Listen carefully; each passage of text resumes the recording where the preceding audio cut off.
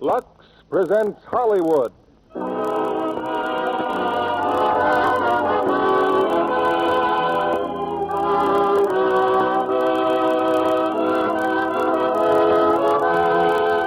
The Lux Radio Theatre brings you Alan Ladd and Loretta Young in And Now Tomorrow. Ladies and gentlemen, your guest producer, Mr. Preston Sturgis.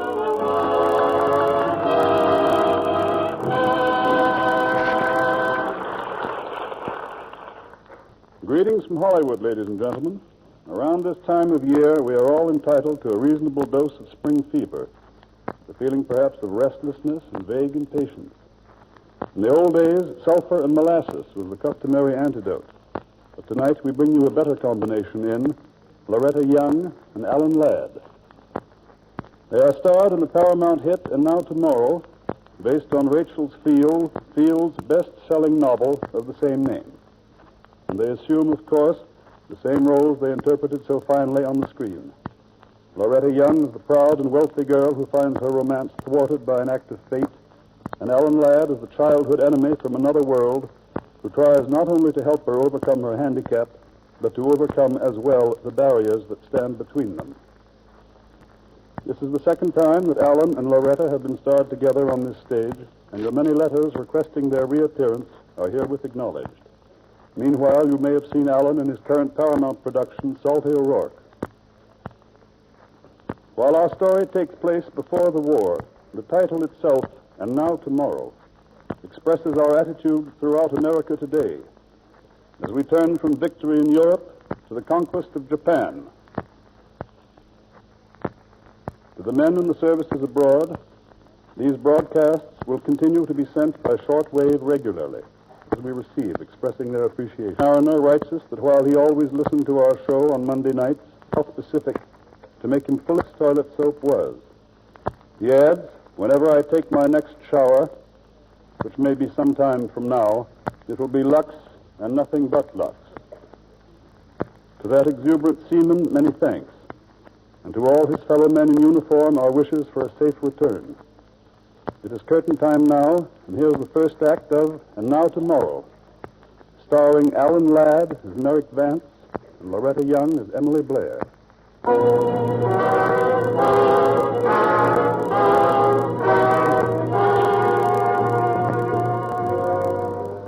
A week ago, Miss Emily Blair of Blairstown, Massachusetts, came to Chicago to see the celebrated specialist, Dr. Sloan. After days of tests and observations, he sits now in his office, watches the movements of his lips, and from them learns his discouraging verdict. What you're trying to tell me, Doctor, is that there's nothing you can do for me. I'm sorry, Miss Blair. No hope at all? I'll never hear again? There's always hope. Miss Blair, 2 years ago, in 1935, you had a severe case of meningitis.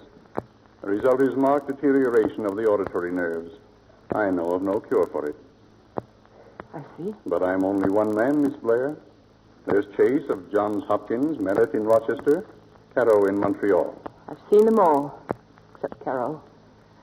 I've been examined and tested by so many specialists, I just couldn't face another one right now. I'm going home for a while. Perhaps that's best. I'm glad you haven't let your deafness be a handicap. You read lips remarkably well. I've had excellent teachers and a great deal of practice. Well, thank you, Doctor. Wait a minute, Miss Blair. A doctor's obligation goes beyond mere diagnosis. Your personal life may have a bearing on what anyone can do for you. You're not married, are you? Really? What possible bearing can that have on the case? It might have a lot to do with any advice I could give you. I'd rather not discuss my affairs. As you wish. I only want to help you. Well, I suppose there's nothing that I shouldn't tell you. My parents died some years ago. I have a younger sister. She lives with me, and so does my aunt, who manages our factory. But no husband. I'm engaged. Well, then, there's no reason why you shouldn't have a full and happy life, regardless of your hearing.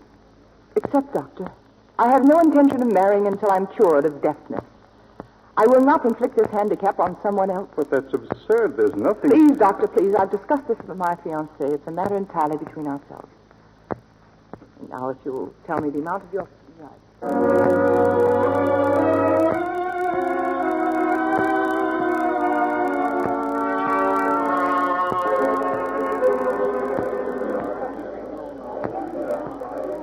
Miss, your bag's in the drawing room. You getting on now?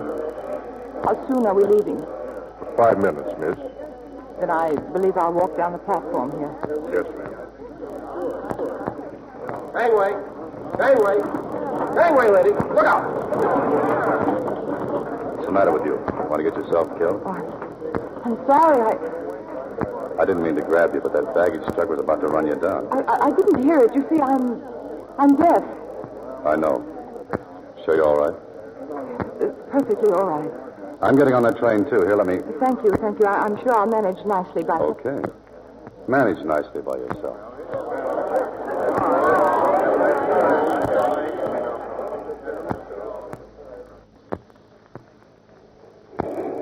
Miss Blair. Yes, conductor. We'll be in Blairstown in 10 minutes. Thank you.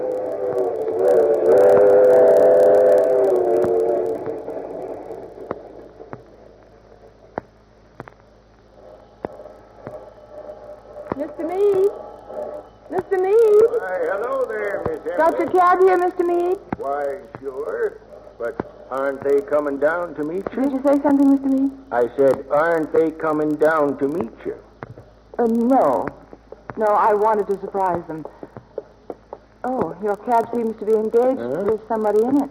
Sorry, mister. I've got a passenger already. Oh. Oh, I see. Mr. Meade, I think I'd rather walk. If there's any walking to be done, Miss Blair, I'd like to do it. Apparently, you know my name. Yes. I'm sorry, but... Mine's Vance, Dr. Merrick Vance. Well, Dr. Vance, you've seen me embarrassed once. The baggage truck, remember? I'd rather you didn't see me embarrassed again. Meaning? That I'd feel much better if you'd share this cab with me. Just as you say, Miss Blair. Where to, mister? Dr. Weeks' house, please. Oh, you're a friend of Dr. Weeks? Yes, he practically brought me up. He's our family doctor. Isn't he? Everybody's here in Blairstown.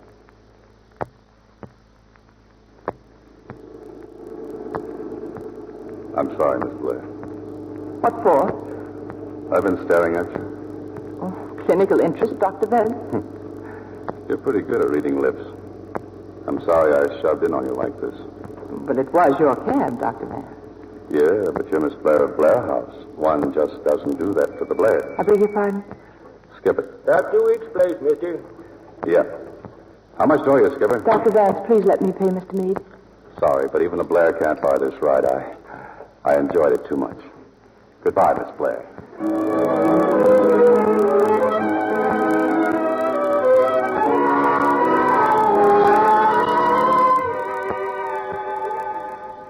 And you're home.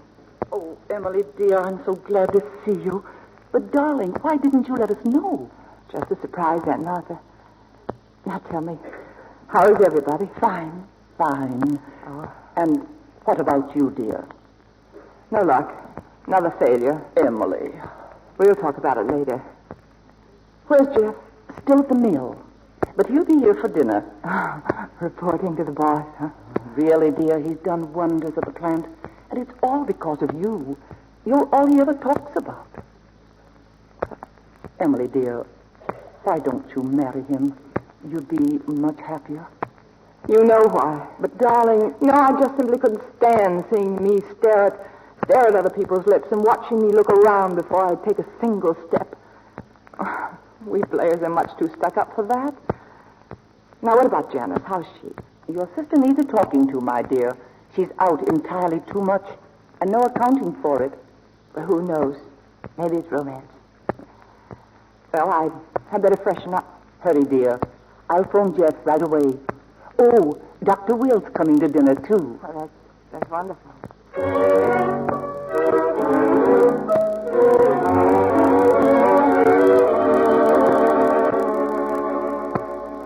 Oh, Jeff, don't be silly.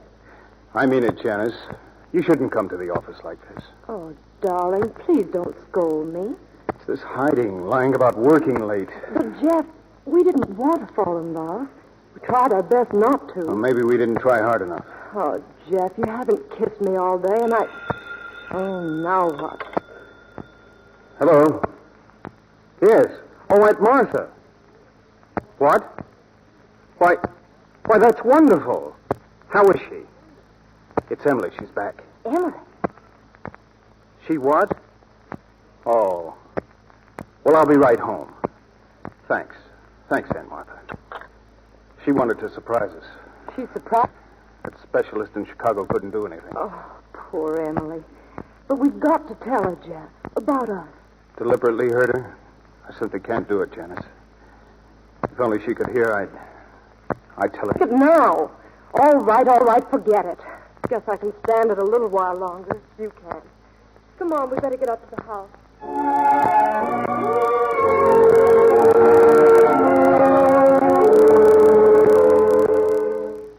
And that's why you sent for me, Dr. Will? Emily Blair. That's right, Merrick.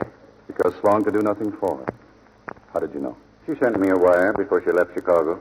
Look, Dr. Will, I'm not for the Blairs. Sure, I've had some success with deafness, but I'm just a guy working in a free clinic. Merrick, we've known each other a long time. You're very close to me, my boy, but so are the Blairs. And just what do you want me to do? I want you to stay here for a while and treat Emily Blair. You know, I'd do anything in the world for you, Dr. Will, but this I can't see.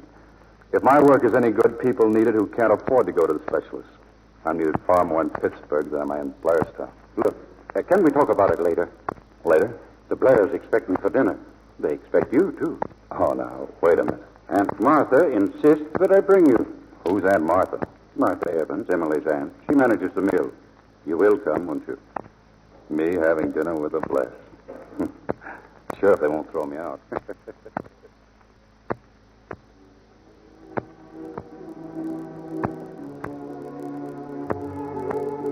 Janice and Jeff and I are having coffee in the study. Dr. Vance, won't you join us? Oh, thanks. Where's Dr. Will?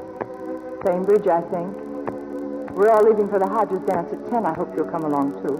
Well, don't worry about me, Miss Blair. I hope you're not too scientific to walk, Doctor.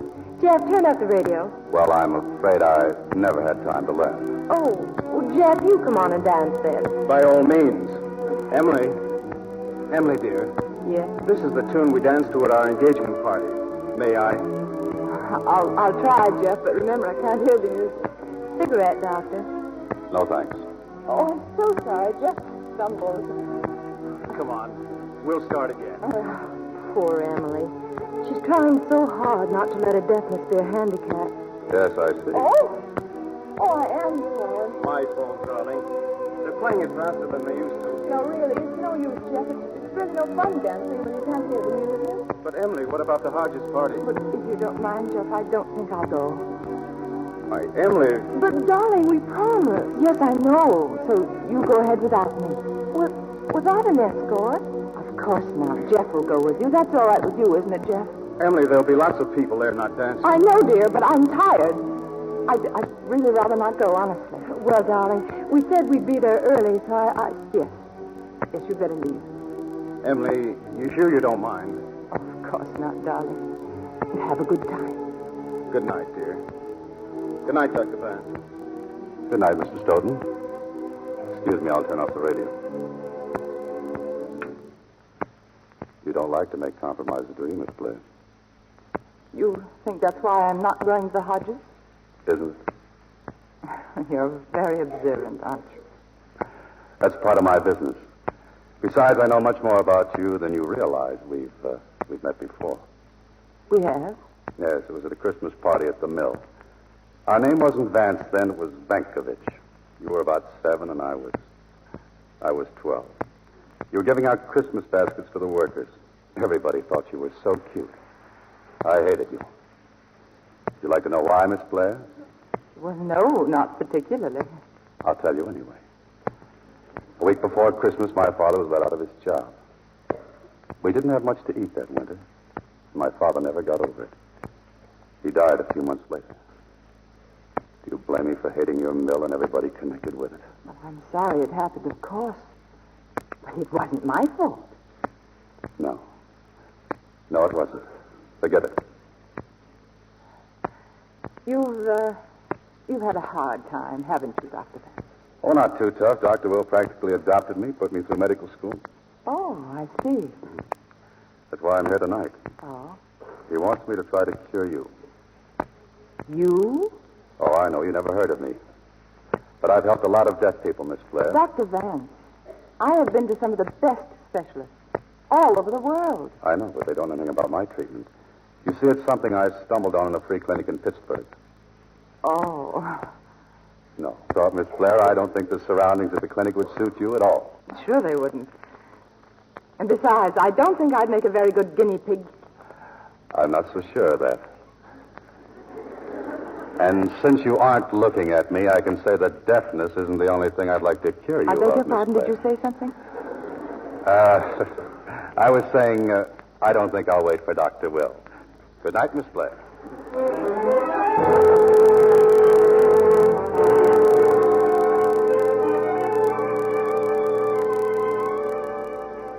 Another cup of coffee, Mary?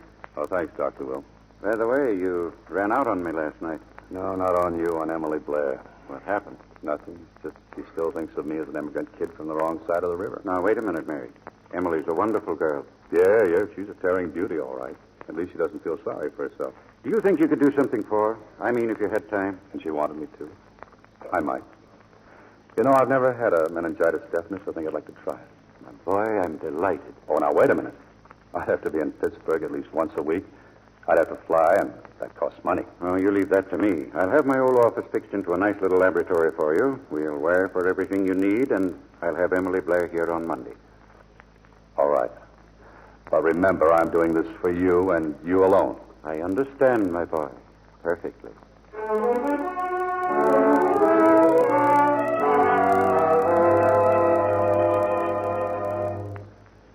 Won't you sit down, Miss Blair?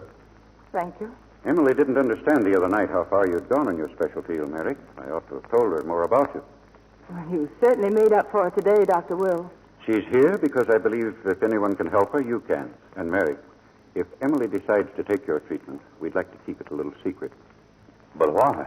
Well, for one thing, Dr. Vance, my aunt wants me to go to see Caro in Montreal, and I don't want to. I want to stay home for a while. If your treatment should be successful, it will be a happy surprise for all of us. And if it isn't, well, it will save the others another disappointment. I'm very hopeful.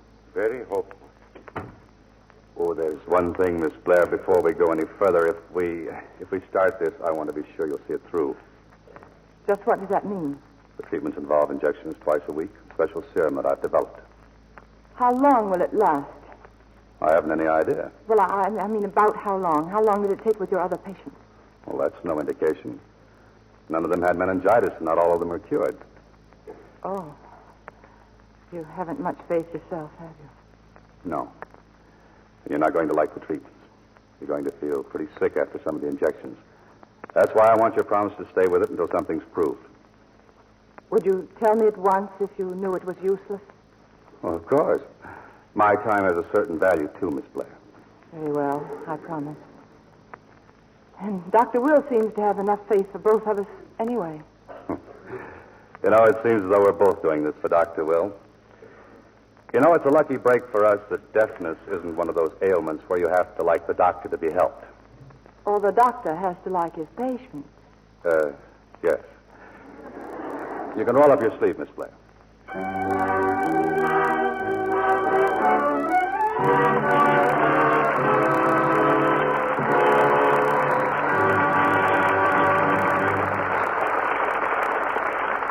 Our stars, Loretta Young and Alan Ladd, will be back in just a moment with Act Two of And Now Tomorrow. Meanwhile, it sounds like gossip. So I said to Mary, well, that's a catty remark. You'll have to admit Ellen has a mighty adoring husband. Mary's just jealous of Ellen, that's all. That's what I think. But all I said was, well, I hope when I get a husband, he looks at me the way Jim Taylor looks at Ellen. I guess that did it. Sounds as if Ellen were something of a glamour girl. Certainly her husband thinks she is. One thing's sure. Ellen's a girl who realizes the compelling charm of smooth, radiant skin. Yes, Ellen's a Lux girl. A girl who never takes chances with complexion loveliness. Here's her daily beauty care. My Lux soap facials are easy and quick. I cover my face generously with the creamy active lather and work it well in. Then I rinse with warm water, Splash on cold and pat my face dry with a soft towel. This beauty care works for screen stars, and it works for me, too. Active lather facials with Lux toilet soap really do make skin softer, smoother. No wonder this fine soap is the chosen beauty soap of 9 out of 10 famous screen stars. Lovely women everywhere. They'll tell you the extra creamy lather is like a caress on the skin. You'll agree it feels like smoothing beauty in. Recent tests showed actually 3 out of 4 complexions improved in a short time with this gentle daily care. Why don't you get some of this fine white complexion soap tomorrow? Here's Preston Sturgis and our stars. Act 2 of A Now Tomorrow, starring Loretta Young as Emily Blair and Alan Ladd as Merrick Vance.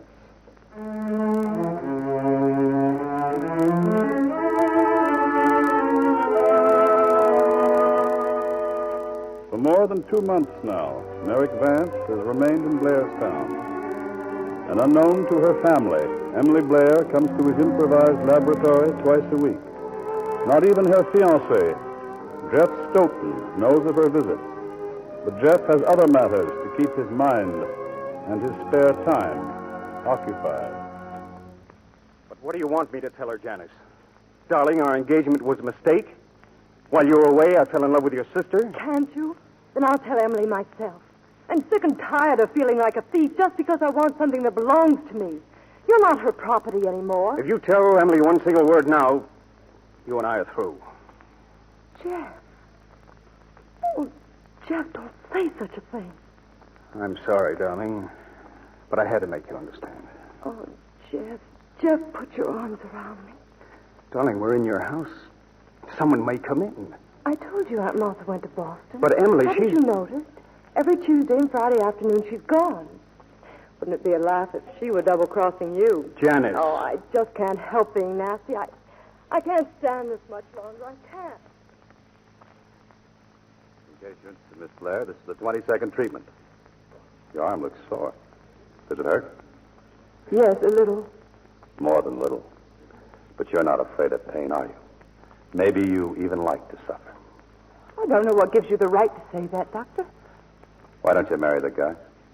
It seems to me you won't know more about my affairs than there's any need for. Anything that affects your state of mind affects your health, and anything that affects your health is my business. I'm your doctor, remember? Very well, Doctor. Since you insist upon my saying it. You ought to know how unfair it would be for me to marry Jeff the way things are. Unfair to whom? To him, of course. Who else is there? You? Really, Doctor, I just don't want to talk about it. I'm sorry, Miss Blair. Same time Friday.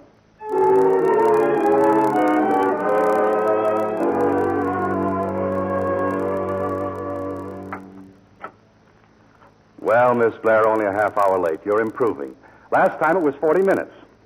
Oh, I'm sorry. I must have walked too slowly. Oh, that's all right. Just make yourself comfortable. I'll be back in a half hour. You're going now? Yes, just sit down and read a magazine. That is, if you care to wait. You're not very polite this afternoon, are you? About average for me, Miss Blair. About average.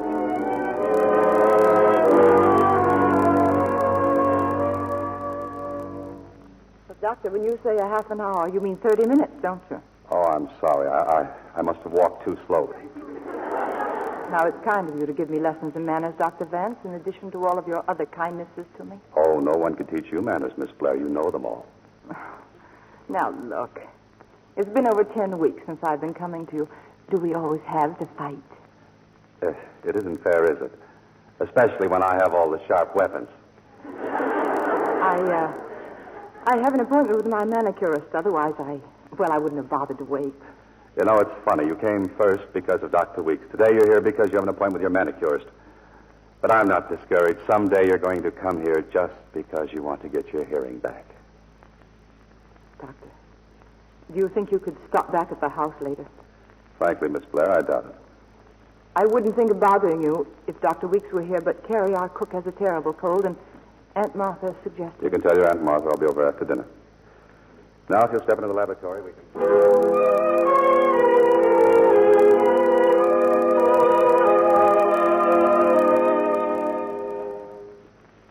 Look blue all right, Miss Blair. Keep Carrie in bed the rest of the week and have this prescription filled right away. Thank you, Doctor. You're sure you won't stay? A drink, perhaps? Sorry, but I can't. There's a phone call for you. Oh, thank you, Miss Allen. You can take it on the extension there. Thank you. Hello? Hello? Yes, it's Dr. Van. Who? Peter Gallo. Yeah. What's the matter, Peter? Little boy? Yeah. Well, what's his temperature? Uh-huh. I'll be right over. Yes, right away. Goodbye. Oh, do you mind if I make a call on your taxi? If it's urgent, why don't you take one of our cars? Well, if you wouldn't mind, it's an emergency. Of course. The sedan is in the garage. Dr. Van, Yes? let me go with you. Why? What for? Oh, just for the ride. Please, I'm just so bored stiff this evening. You won't find it amusing where I'm going. Shantytown. I'd still like to go. All right, get your hat and coat.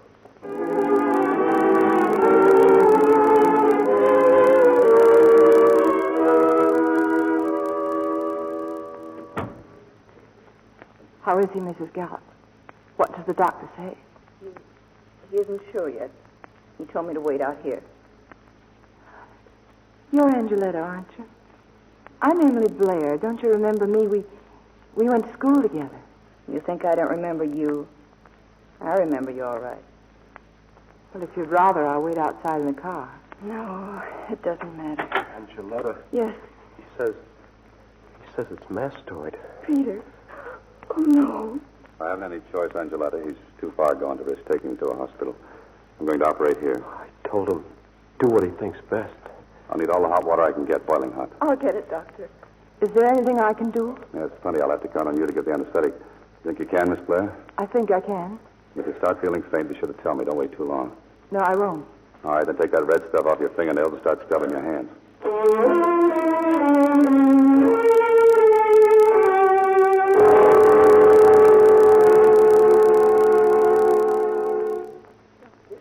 Can't you tell us? Doctor. I think you'll be all right now, Angelina. I think you'll be all right. Doctor, how can I say thank you? Forget it.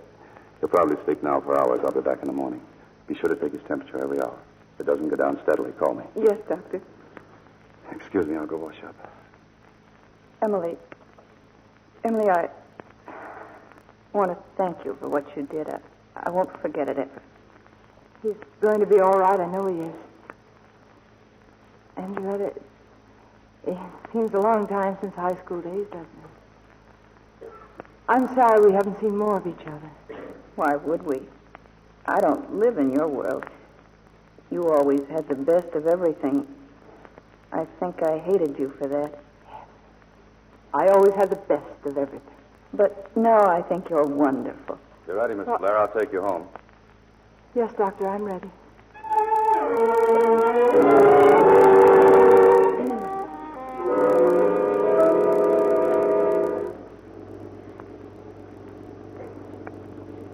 Do you mind if I keep the light on in the car? Light? What? Because it's hard to see if it's dark and I can't tell if you're talking or not. Feel like talking? There's one thing I'd like to know. That little boy, what would have happened if you hadn't operated? You would have died? So quickly? Kids die like that, Miss Blair. Oh. I don't think I'll ever get over tonight. It must take great skill and courage to meet an emergency in a place like that. In Shantytown? How'd you like it? I didn't like it. And that lovely girl just worn out. I hated it. You did pretty good, Miss Blair. Did you have any sensation of hearing just then? Hearing? No. No, but it's funny you're asking me that. Because at times you're so easy to talk with that I'd almost forgotten I was deaf. You know, it's a shame you weren't born poor. Poor? Mm-hmm. It's that easy rut of prosperity you were born into and you'll be stuck in if you marry that guy you're engaged to. Now, I happen to love Jeff Stoughton, and the only kind of life I want is the kind that we'll have together, whether you approve or not. Okay, if that's what you want, I hope you get it. How about stopping for a cup of coffee? Yes, I'd like it very much, Doctor. I have a first name if you feel like using it. Well, that's very kind of you, but I don't think it would be professional. now that I'm your anesthetist. Okay, baby. That's another round for you. Did you say something? Huh? Oh, no. Well, you're home, Miss Blair. What time is it? About 12:30. Oh. What's Mr. Jeff Stoughton going to say about this? Why, nothing, of course. You're driving past the garage, Doctor. I'll let you out of the house. I can put the car away. Thank you. Oh, wait a minute. What? The garage, there's a light on in the upper window. Well, shouldn't there be? No. Would you mind turning it out? Oh, not at all. The car was coming. Look, it stopped down there in the drive. Emily and Dr. Van. Oh, we were fools to come up here at all. We've done nothing wrong. There has to be someplace where we can talk alone. Oh, look, Keep quiet. Jeff, he's coming up the stairs. For Pete's sake. Oh.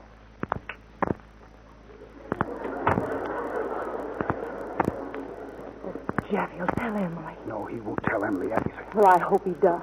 I want him to tell her. Dollar, doctors don't tell other people's secrets. Everything all right, Doctor? Wait. Listen. Yes, Miss Blair. Everything's all right. Don't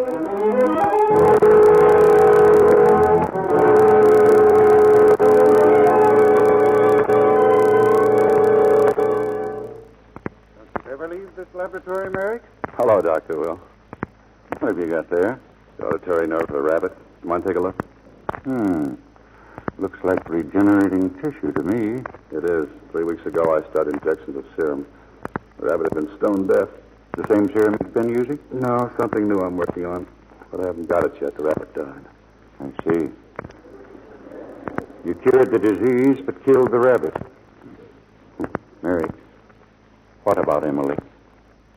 Do I really have to go to the place for dinner? It's Thanksgiving. They're expecting you. But you haven't answered my question. You know, if there was anything to tell, I'd tell you. By the way, I have a letter from Dr. Thoreau in Montreal. He wants to know more about my serum. That's a great compliment, Mary. Aunt Martha's set on having Emily see Thoreau. I'm afraid we can't postpone it much longer. Why don't you say what you mean, Doctor? Do I have to? No. No, I guess you don't. I know I haven't been able to help her. Dinner at the Blairs at 4 o'clock, you said. I'll meet you. Oh, good afternoon, Dr. Vance. Am I too early? No, the others are having cocktails in the house. Shall we go in? Oh, there's something I'd like to tell you first. Yes? You know, there's no place as beautiful as New England in November. And nothing suits this background more perfectly than you do. You're just the right color, just the right touch of frost.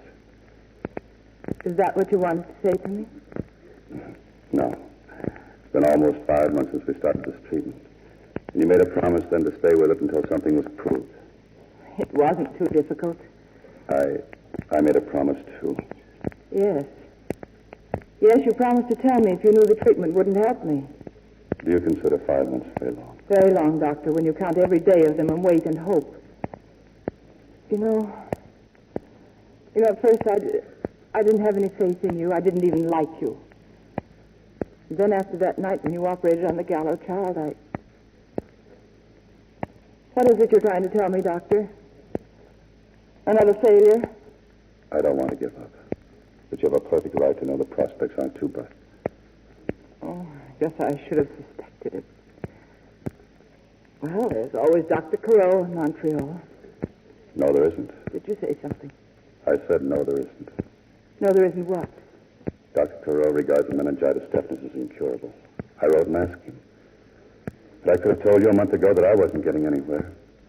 That wasn't any too honest, was it? No, not if you were sure. There's no such word as sure. I didn't tell you because, well, I just didn't want to go back to Pittsburgh. I thought you liked Pittsburgh. There's no Emily Blair there. What did you say? I said there's no Emily Blair in Pittsburgh. Oh, I see. You can't cure me, so by way of compensation, you're willing to make love to me. Who are you that a man can't make love to? You might It's an ivory palace have a or something? good taste, Doctor, to keep it to yourself. Well, I never learned your kind of good taste, so I can finish what I was going to say. You're engaged to a man named Jeff Stoughton, but you won't marry him. Why? Because you're deaf? It wouldn't make any difference to me. You think it does to him? Well, whether it does or not, he won't go on waiting forever, even though he is a Pennsylvania student. No one in my entire life has ever dared to speak to me like this, Doctor. No. Why don't you try acting like a human being for a change? Pride isn't enough for even you to live on. Have you quite finished, Doctor? Yes. Maybe I've said it all wrong, but at least I've said it.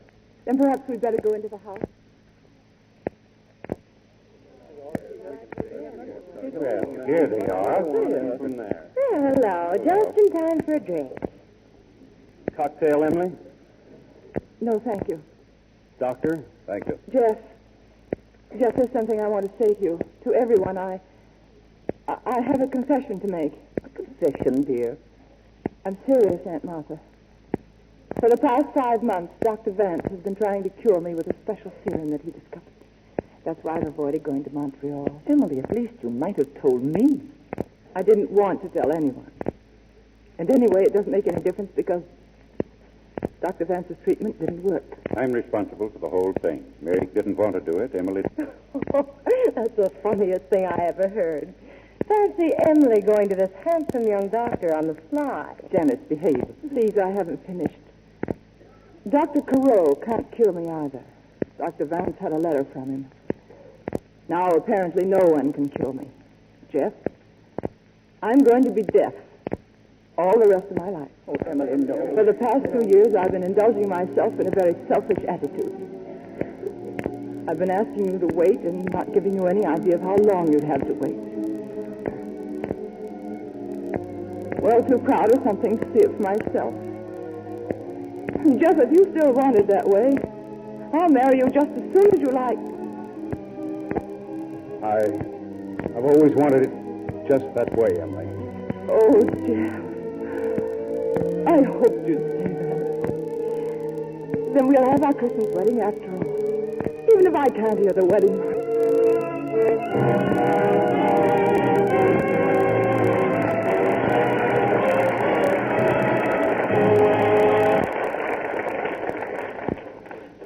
We pause now for station identification. This is CBS, the Columbia Broadcasting System.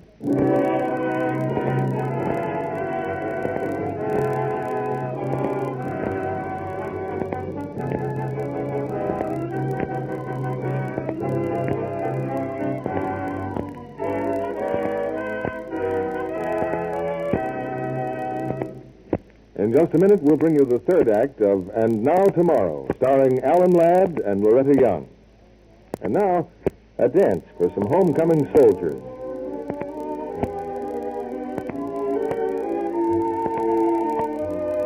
May I? Yes, indeed. Oh, this is wonderful. Say, you walk like a dream. I've got a good partner, soldier. No kidding. I knew you'd be like this to dance with. Light as a feather, and gosh, you're mighty sweet, too. A man means many nice things when he says a girl is sweet, but this he's sure to mean. She's feminine, appealing, lovely to be near. And clever girls realize the very definite appeal of skin that's fragrant, sweet. Here's what a famous and beautiful screen star, Ann Baxter, has to say about it. There's no charm more important than perfect, exquisite daintiness. No girl should ever neglect it. And this is Ann Baxter's tip on how to make daintiness sure. A daily beauty bath with my complexion soap, Lux Toilet Soap, leaves skin really fresh and sweet. And I love the delicate fragrance a Lux Soap bath leaves on my skin. Why not use Lux Toilet Soap as your daily bath soap, too? It's luxurious, yet very inexpensive. Each smooth white cake is hard milled. You'll find Lux Toilet Soap doesn't get mushy or soft. Can be used to the last thin sliver. Get some of this fragrant white beauty soap tomorrow. Here's Preston Sturgis, our guest producer. After this final act, our stars have an important message for you. Now our curtain rises on the third act of And Now Tomorrow, starring Alan Ladd as Merrick Vance and Loretta Young as Emily Blair.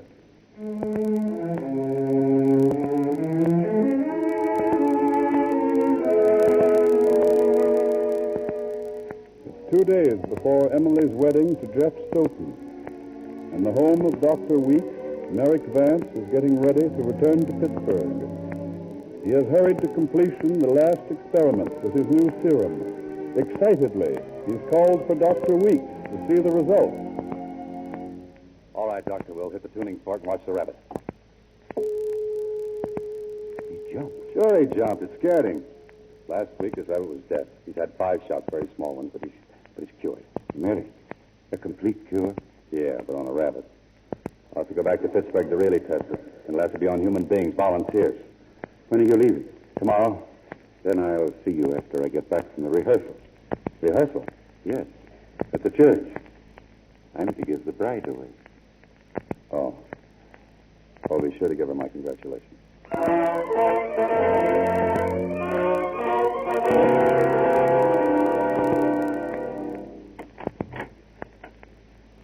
Thanks for the lift home, Dr. Will.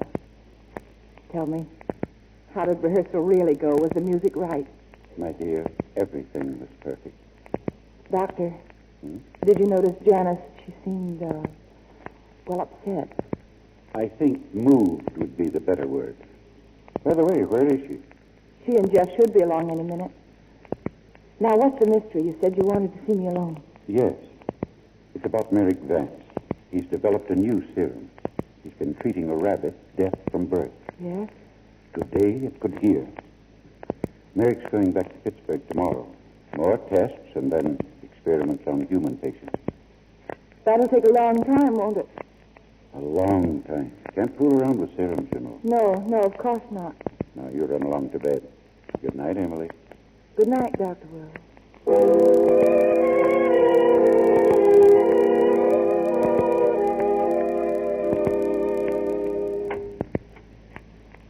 Miss Blair. I know it's late, but I've got to speak to you. Well, sure. Come on in. Dr. Will told me tonight about your new cure. Sure. I have no cure. A rabbit isn't a human being. Oh, no, of course not, but it might mean that a human being could be cured, too. I don't know that. There's still lots of work to be done, finding out if what'll work on a rabbit will work on people. What people? Volunteers, charity patients back in Pittsburgh. You don't have to go to Pittsburgh, Dr. Vance. I want to volunteer. And the answer is no. Oh, I don't see why. Those people at the clinic, are they any better for your purpose? Do they want the hearing back more than I do? Now, look, Miss Blair, I've tried to tell you that I know that you have to test the serum. Well, then test it on me. Oh, look, Dr. Vance. Do you remember that first night you came to our house? I told you I didn't think I'd make a very good guinea pig. Well, I was wrong. I'd make a fine guinea pig. Emily Blair, no better than a charity patient? You have changed, haven't you? Oh, what does it matter? Well, it matters to me because I've changed, too. I can't experiment on you any longer. I tried to tell you that Thanksgiving Day, but you shut me up. You did something else that day, Dr. Vance. You took away my hope. And with no hope of hearing, I committed myself to marrying Jeff as I am. Incomplete. Well, you love him, don't you? Isn't that enough? It needn't be. When Dr. Will told me what you've been doing, that hope was reborn again. I know now that I can't live without it. Well, you can and you will. I'm not going to let you hope again. But you can't stop working. I'll be hoping. You won't give up, will you? Will you? No, I guess not. As long as you're deaf, I'll go on working until I can give you the only thing you want from me. Oh, don't make me wait till then. Start now. Now? Yes. You know, don't you, that it's... I might die. No, it may easily fail again. I'm not afraid. Oh, Jeff has waited for me now for a little longer. You want to take a second to prepare the shot? Sit down, will you? Immediate injection will feel like the others, almost at once. That's better. Down. Oh, hello, Dr. Will. It's continuing. That's right, the Vance stuff. A good doctor is never for his patient, is he, Merrick? That's right. And you choose to. I insisted that he give it... It's untested. It's dangerous. Emily's concerned.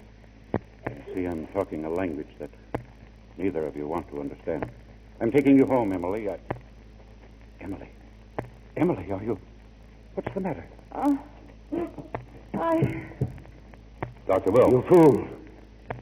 Help me get her to the couch, then get my car.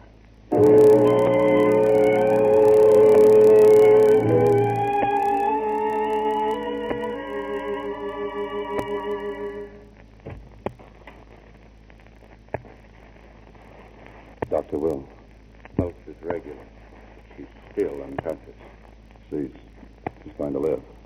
Yes, she'll live. No thanks to you. Well, I can leave now. But I had to know.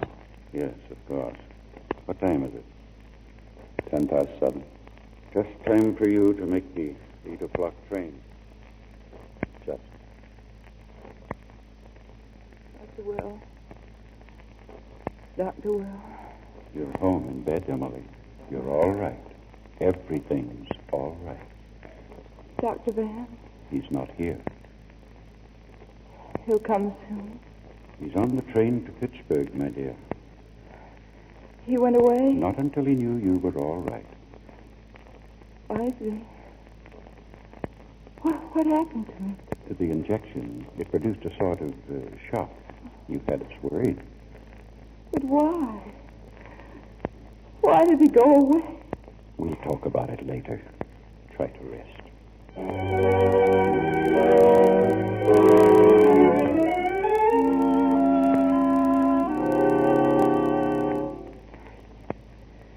Nurse, what time is it? Oh, good morning, Miss Blair. It's 8 o'clock. I was about to get you some breakfast. And then Dr. Weeks wants to see you. It's so gloomy in here. I'll pull the drape. Won't matter much, though. A real nasty day. Rained all night, and now it's turned to sleet. Fine day to be sick. Well, I started a fire in the fireplace. That should cheer you up. Anything you want before I bring your tray? No. No, thank you. I'll be back in a few minutes.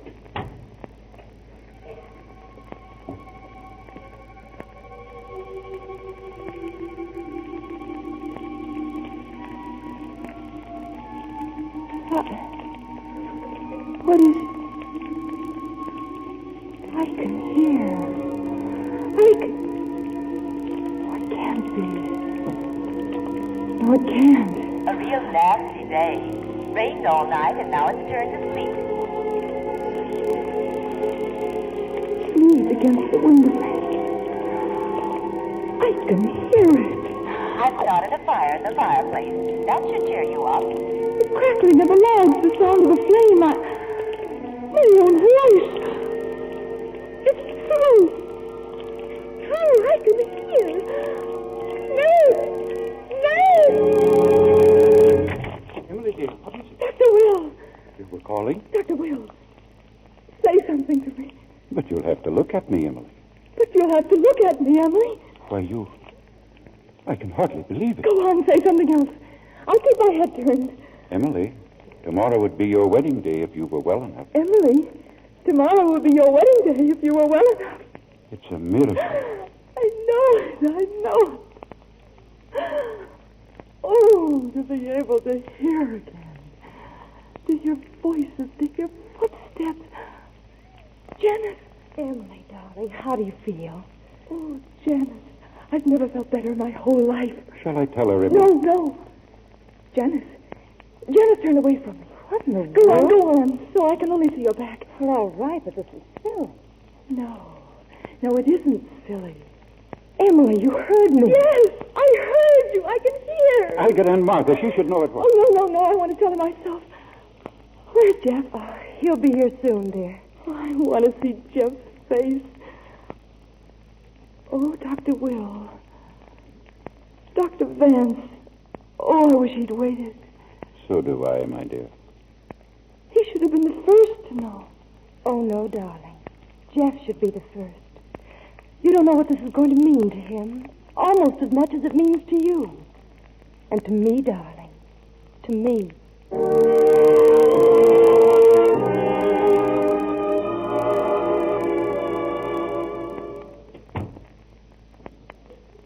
Hello, Janice. How's Emily?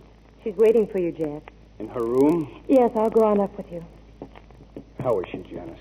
She's fine. Never better. What? She's better than she's been for years. Look, that's so we won't have to postpone the wedding. Are you really going through with it, Jeff? Of course I am. What else can I do? A man of honor, aren't you? Keep your promise. That's the way things are. You'll have to accept them just as I have. I see. She's dead, so you can't let her die. That's the way I feel. Here's the door. We might as well go in.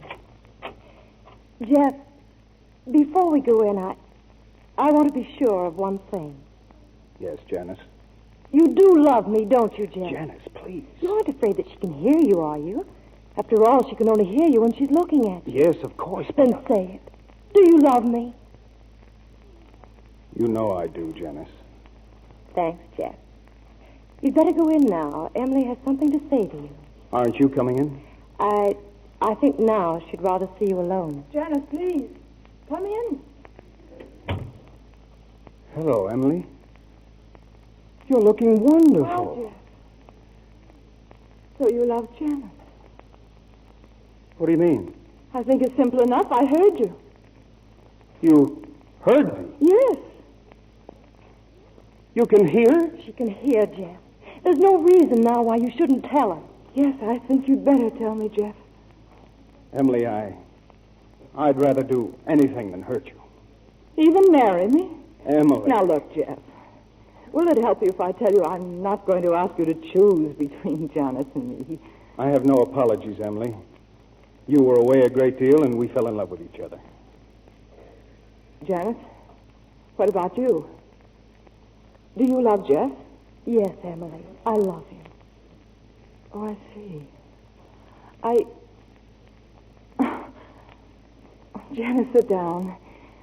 Jeff, you sit down, too, both of you. Oh, poor Jeff. You haven't been happy, have you, you and Janice? No, we haven't. Meeting out in country roads and cars over the garage. Over the garage? Yes, it was the only place we could talk alone. Why, that's strange. One night I came home with Dr. Vance and I saw a light in the window. You went upstairs to turn it out. We were there. Janice and I. He saw us. He saw you? Yes. Well, that's funny. He didn't even mention it. And then on the terrace on Thanksgiving Day, he practically challenged me to marry you, Jeff. I wonder why he thought that was such a good idea. I think I'll have to ask him the next time I see him.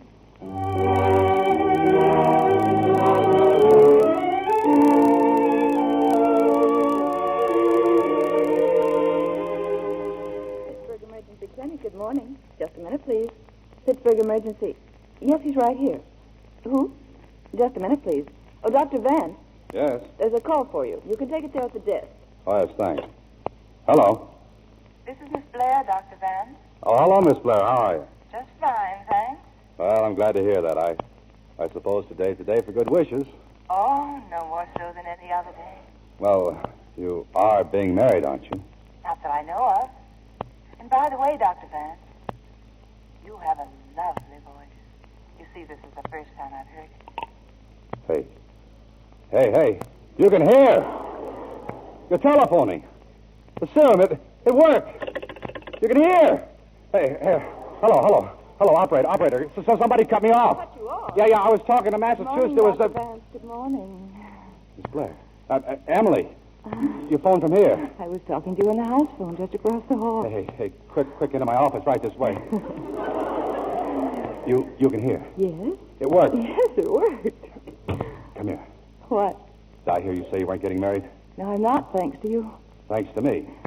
Well, in the first place, thanks to you, I have my hearing back. But more than that, my eyes are open, too. Oh, you mean about Stoughton and your sister? Well, yes, that, but more. That's why I came to Pittsburgh, to start repaying you. Repaying me for what? Oh, I don't mean in money. But once you said you wished I had been born poor. Well, I find myself wishing that, too, because now I know what you meant. I would have been useful. I would have learned how to work. Perhaps I began being useful when I started being a guinea pig. And perhaps now I can continue by being an exhibit for you. Until you help me to learn other useful things. There was something else I said to you, remember? What? I said there was no Emily Blair in Pittsburgh. Well, there is now. To stay? Yes. What about Blairstown and all you left there? Oh, that was yesterday, darling. And now tomorrow.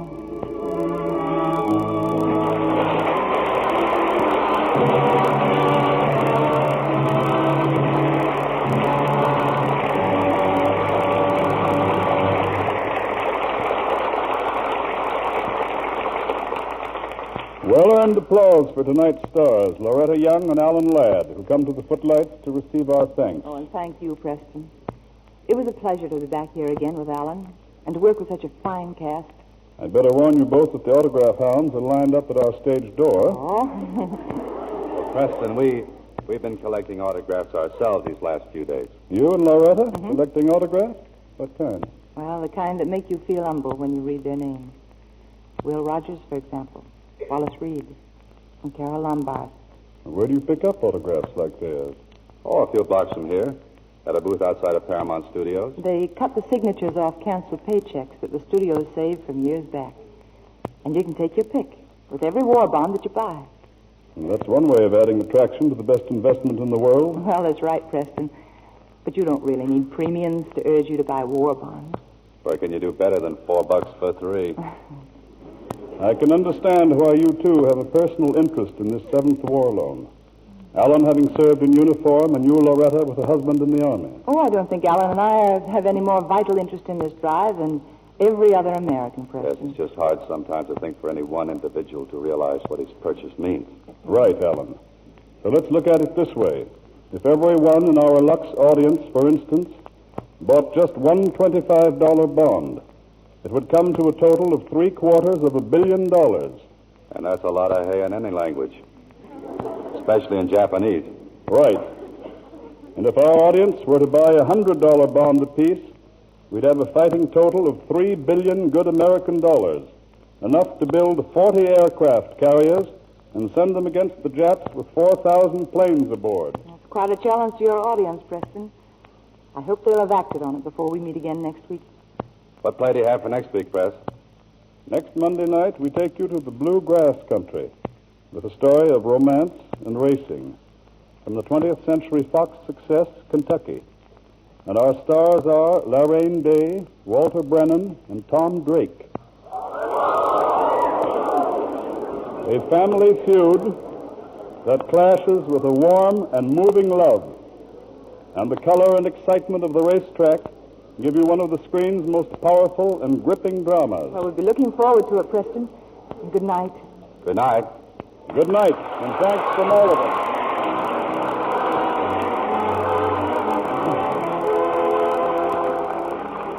Our sponsors, the makers of Lux Toilet Soap, join me in inviting you to be with us again next Monday night when the Lux Radio Theatre presents Laraine Day, Walter Brennan, and Tom Drake in Kentucky.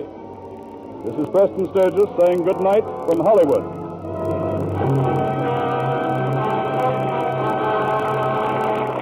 This week, buy a poppy and wear it as a tribute to the men who sacrificed for you in this war and the last. The money you give goes to help disabled veterans and their families. Buying a poppy is the best way of saying thank you. And Now Tomorrow was presented through the courtesy of Paramount Pictures, whose current picture is the Hal Wallace production of The Affairs of Susan, starring Joan Fontaine and George Brent. Loretta Young will soon be seen in the international picture, Along Came Jones. Our music was directed by Louis Silvers. This program is broadcast to our fighting forces overseas through cooperation with the Armed Forces Radio Service. And this is your announcer, John M. Kennedy, reminding you to tune in again next Monday night to hear Kentucky with Laraine Day, Walter Brennan, and Tom Drake. Short on points? Short on sugar? Then don't risk precious ingredients. Switch to the Spry way, the sure way to baking and frying success. Get light, velvet-rich cakes, tender, flaky pastry, golden, digestible fried foods with Spry. That's pure all-vegetable shortening at its creamy best. S-P-R-Y, Spry. Be sure to listen in next Monday night to the Lux Radio Theatre presentation of Kentucky with Laraine Day, Walter Brennan, and Tom Drake.